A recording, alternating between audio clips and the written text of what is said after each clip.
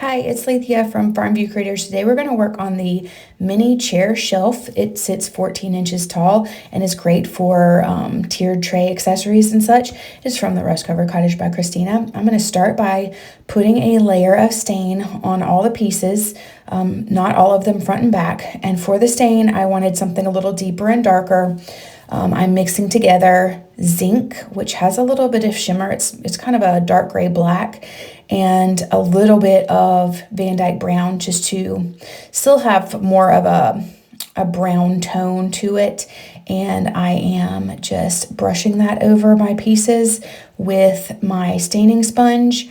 Those 8 pieces are going to go around the legs to give it extra support.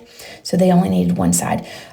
Some of them I did one-sided and then glued them the wrong way. And then some of them I should have done both sides and forgot. So there I put the back plate. This is the back, like the backrest of the chair.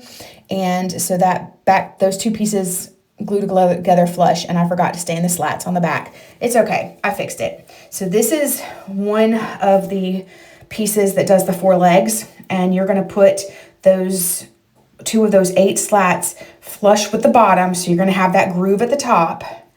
That's important. You're going to put that on both sides, so then it's going to be 3 layers for your 4 legs, and then you're going to have those 2 middle slats connecting the legs.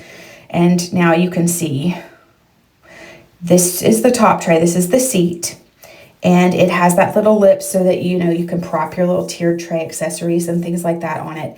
I'm wiping back where I kind of went in and did stain. And then these pieces, you have to put this little slot down at the bottom, because that's where your little corner filigree pieces are going to go.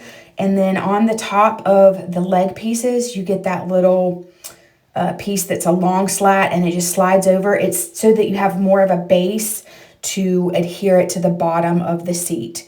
So on these little corner pieces, you put the little fancy part on the front and the back. So again, it is 3 layers wide of the 1/4 inch wood, and that is going to fit into the seat and into the backrest to hold those 2 pieces together.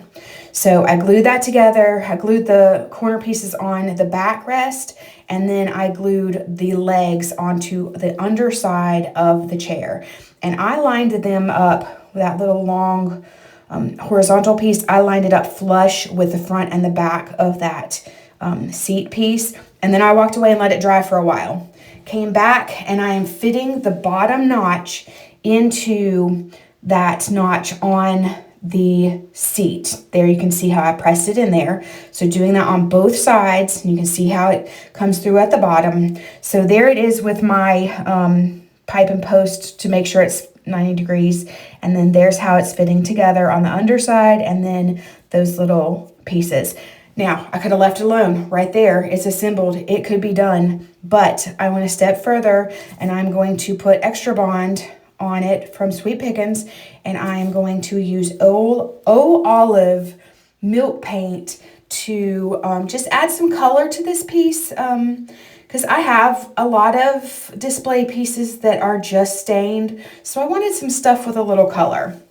I mixed my milk paint 1-to-1, and I like to use room temperature water. I mix it up really well, and then I set it aside. Now, I did forget to put my beeswax on underneath my Extra Bond, and you'll see later, I really think that did affect how much more distressing I could do when I was scraping off the paint. But I mean, I love how it turned out, and I mean, it's good to know that you should put your beeswax down first. The beeswax gives the paint a resist. It also obviously resists the Extra Bond. So I'm just brushing on a coat all the way around, insides and outsides. The only thing I did not coat was the bottom of the seat, because nobody should see that.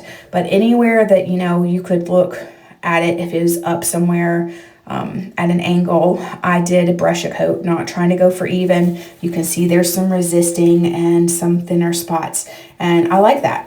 And then I am force heating it, and you can see the crackle happening in real time here. When you're heating up the milk paint, I like to, you know, get it really hot and then move to another spot, let it cool, and then come back to it, get it really hot. I find that it crackles a little bit more that second shot of the heat.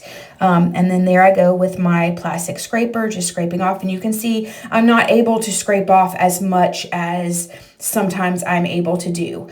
I like how it turned out with that effect, but now I know that I've got to put my wax on first. I'm gonna go in with Sweet Pickins dark oil wax. This is going to seal in that paint, and I'm using a dedicated brush for this.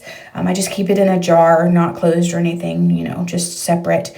And I'm really working that in there, and it brings out the crackle effect. And then let it sit for however long you want. If you want it to be a deeper color, then you let it sit for longer and then wipe it back. And then there it is. I love it. I cannot wait to put some cute little stuff on it and display it in my home. I've got big plans for it, and I just think it turned out really cute. So stinking cute. Yep. Love it. Okay, so I hope you liked this video. I hope it helps you assemble your own chair. Thanks for watching. Be sure to like and subscribe.